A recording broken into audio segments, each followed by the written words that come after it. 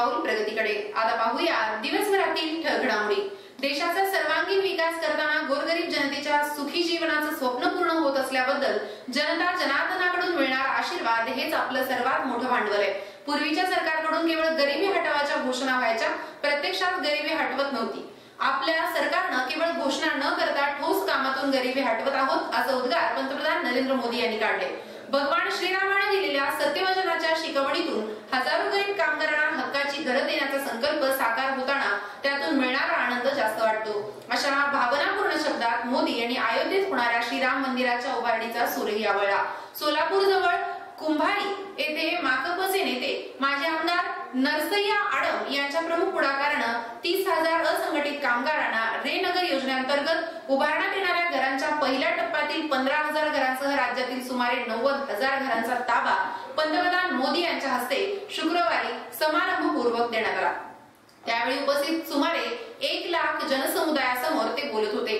यावेळी व्यासपीठावर राज्यपाल रमेश बैस, मुख्यमंत्री एकनाथ शिंदे, उपमुख्यमंत्री देवेंद्र फडणवीस, दुसरे उपमुख्यमंत्री अजित पवार, सोलापूरचे पालकमंत्री चंद्रकांत पाटील तसेच खासदार डॉक्टर जयसिद्धेश्वर शिवाचार्य, माढ्याचे खासदार रणजितसिंह नाईक निंबाळकर, सांगलीचे खासदार संजय पाटील, भाजपचे आमदार विजय देशमुख, सुभाष देशमुख, सचिन कल्याण शेट्टी आदी उपस्थित होते।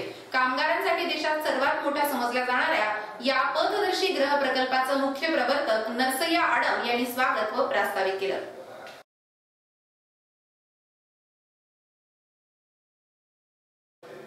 मराठा आरक्षणासाठी मनोज जरांगे पाटील यांच्या नेतृत्वाखाली मुंबईकडे कूच करण्यासाठी मराठा बांधव सज्ज झाले।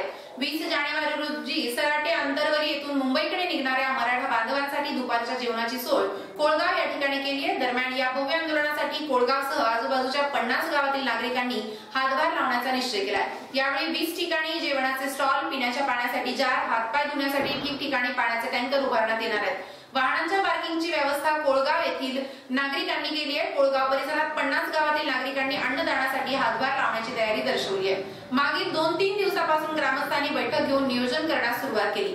यात तयारी अंतिम टप्प्यात झाली आहे। गावातील तरुण ग्रामस्थ अन्नदानासाठी सज्ज झाले असून स्वयंसेवकांची नियुक्ती केली आहे। त्यांच्याकडे वेगवेगळ्या जबाबदारी देण्यात आल्या आहेत। कल्याण विशाखापट्टणम या राष्ट्रीय महामार्गावरील कोळगाव येथे 20 ठिकाणी जेवणाचे स्टॉल ठेवले आहेत। यामध्ये पुरी, ठेचा, खिचडी, भाकरी, बेसन, उपमा, शिरा, भाजी असे पदार्थ ठेवले आहेत।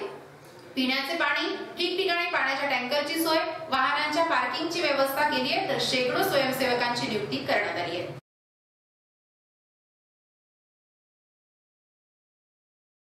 मराठवाड्यातील शेतकरी आत्महत्याचा मुद्दा गंभीर होत असून 2023 या वर्षात दरमहा 90 तर रोज 3 शेतकऱ्यांनी आत्महत्या केल्याची धक्कादायक आकडेवारी समोर आली। वर्षभरात 1088 शेतकऱ्यांनी जीवन यात्रा संपवली आहे। बीड जिल्ह्यात सर्वाधिक 269 तर छत्रपती संभाजीनगर जिल्ह्यात 182 आत्महत्या झाल्या। दरम्यान सेवानिवृत्त सनदी अधिकारी सुनील केंद्रेकर यांनी शेतकरी आत्महत्या रोखण्यासाठी उपाययोजनांसाठी दिलेला अहवाल 6 महिन्यांपासून अडगळीला पडलाय। 2023 हे वर्ष पूर्णतः अवकाळी पावसात खंडाचं, हिवाळ्यात पावसाचे असेच गेलं। परिणामी खरीप आणि रब्बी हंगामात शेतकऱ्यांचं मोठं नुकसान झालं। दुष्काळ, नापिकी, अतिवृष्टी, शेताचे उत्पादन घटणं, कर्जबाजारीपणा या कारणामुळे 2023 या वर्षात शेतकरी आत्महत्या वाढल्याचं बोललं जात आहे। 2022 मध्ये अतिवृष्टीमुळे पिकांचं खूप मोठे नुकसान झालं असून 2023 मध्ये जानेवारी ते मे या काळातही अवकाळीमुळे पिकांचंही नुकसान झालं। शासन मदतीची घोषणा ऑनलाईनच्या कचाट्यात अडकली आहे। बहुतांश शेतकऱ्यांना अजूनही मदत मिळाली नाहीये। 2022 मधील सततच्या पावसानं केलेल्या नुकसानीची मदत अजूनही मिळाली नाही। गेल्या मान्सून मध्ये सुमारे 1.5 महिना पावसाचा खंड पडल्यानं उत्पन्नात घट झाली आहे। मराठवाड्याची आणेवारी 50% कमी आली आहे। ही सगळी कारणं शेतकरी आत्महत्येसाठी कारणीभूत ठरली आहेत।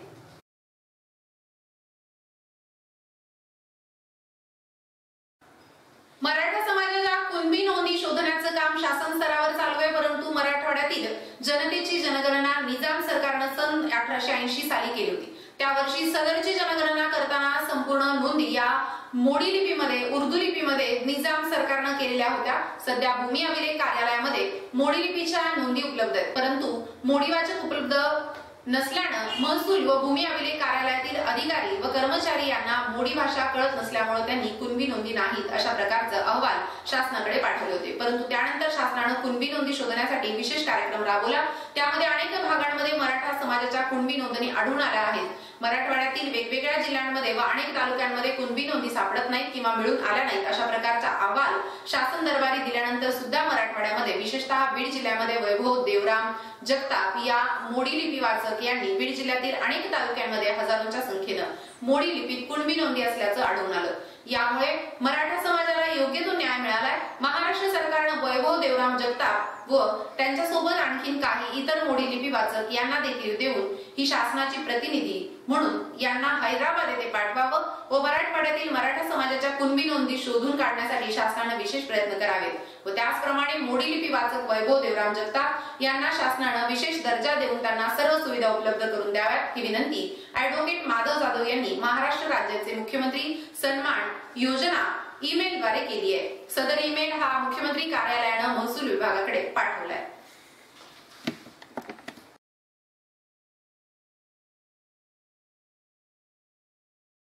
लोकोत्सव समितीतर्फे आयोजित शोभायात्रेत बहुसंख्येने सहभागी व्हावं असं आवाहन जीवेश्वर महिला विकास प्रतिष्ठानच्या अध्यक्षाचा सामाजिक कार्यकर्त्या सौ स्वातीताई ताटे यांनी केले. सर्व भारतीयांच्या आस्थेचा विषय असलेल्या रामायणमधील अयोध्येतील श्रीराम मंदिरात तब्बल 550 वर्षांनी प्रभू श्रीरामाची न्याय व्यवस्थेच्या आदेशानुसार प्राणप्रतिष्ठा होणार आहे. या निमित्तानं देशभरात एक प्रकारे दिवाळीसारखं वातावरण तयार होत आहे. त्यानिमित्तानं परळी वैजनाथ येथे लोकोत्सव समितीतर्फे 21 जानेवारी रविवार रोजी सकाळी 9:30 वाजता प्रभू वैद्यनाथ मंदिर परिसरातून शोभायात्रेचा प्रारंभ होतोय. तेव्हा सर्व रामभक्तांनी या शोभायात्रेत प्रचंड संख्येने उपस्थित राहून आनंद द्विगुणित करावा असं आवाहन जीवेश्वर महिला विकास प्रतिष्ठानच्या अध्यक्षा सौ स्वातीताई ताटे यांच्यासह सौ वैजयंती इंगळे, अनुराधा कौशल्ये, रंजना जंत्रे, माया बाडस्कर, अर्चना भंडारे, किरण गालम, अलका कोरे, शोभा कांबळे, सुलोचना नाजरे आदींनी केले आहे.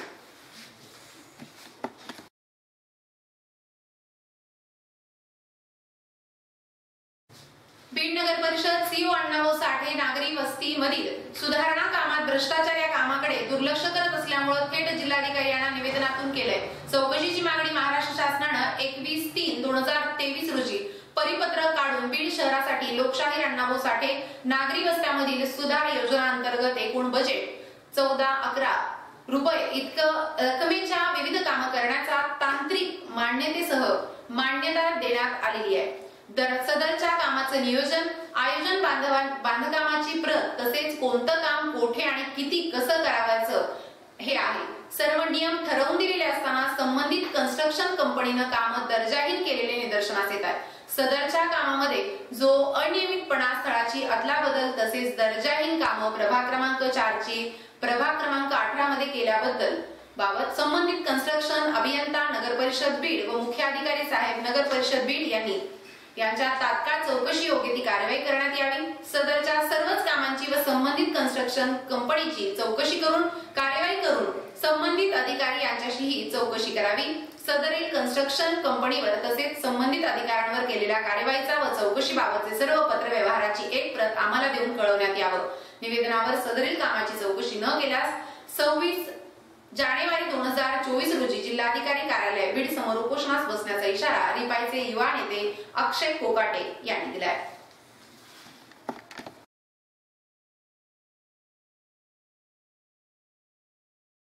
गेल्या 25 वर्षापासून परळी वैजनाथ येथे ओम कोचिंग क्लासेसच्या माध्यमातून शैक्षणिक व सामाजिक क्षेत्रात उल्लेखनीय कामगिरी करणारे प्राध्यापक वैजनाथ काणगुले यांना 30 डिसेंबर रोजी होसूर, तामिळनाडू येथे भव्य अशा दीक्षांत समारंभात Asia international culture research university Tamil Nadu तर्फे मानद डायरेक्टर पदवी प्रदान करण्यात आली आहे. त्यांच्या या यशाबद्दल सर्वत्र कौतुक होत असून अभिनंदनाचा वर्षाव होतोय.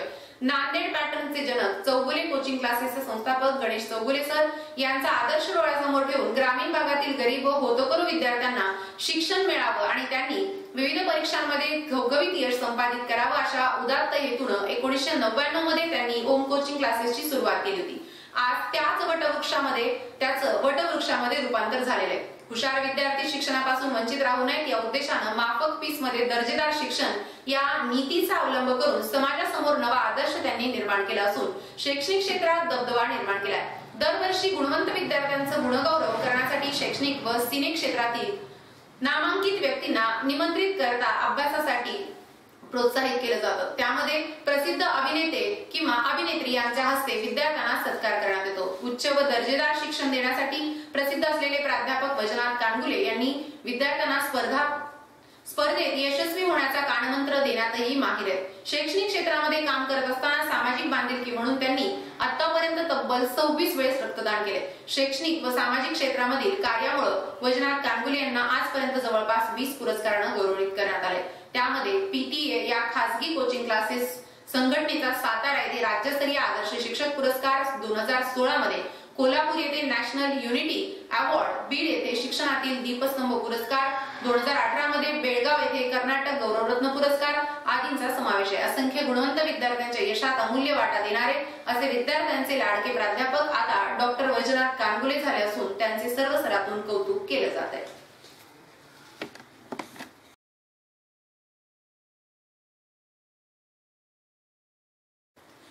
अहमदनगरवरून गावाकडे दुचाकीवरून जात असताना 3 अज्ञात लोकांनी रस्त्यात अडवून जोडीदाराला बेदम मारहाण करत 38 वर्षीय महिलेवर जबरदस्ती अत्याचार केल्याची घटना गुरुवारी रात्री 10:30च्या दरम्यान नांदूर विठ्ठलाचे रस्त्यावर घडली।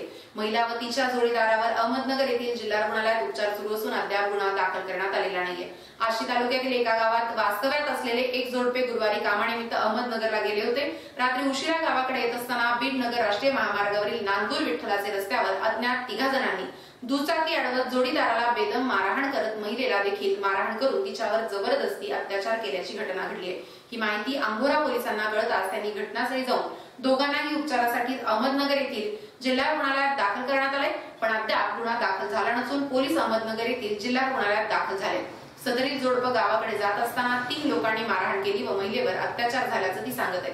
पोलीस जबाब नोंदवून घेण्यासाठी गेले असून नेमकं घटना काय आहे हे गुन्हा दाखल झाल्यानंतर समजेल। अत्याचार झाल्याचे महिला सांगत आहे असे अंभोरा पोलीस ठाण्याचे सहाय्यक पोलीस निरीक्षक महादेव ढाकणे यांनी सांगितले।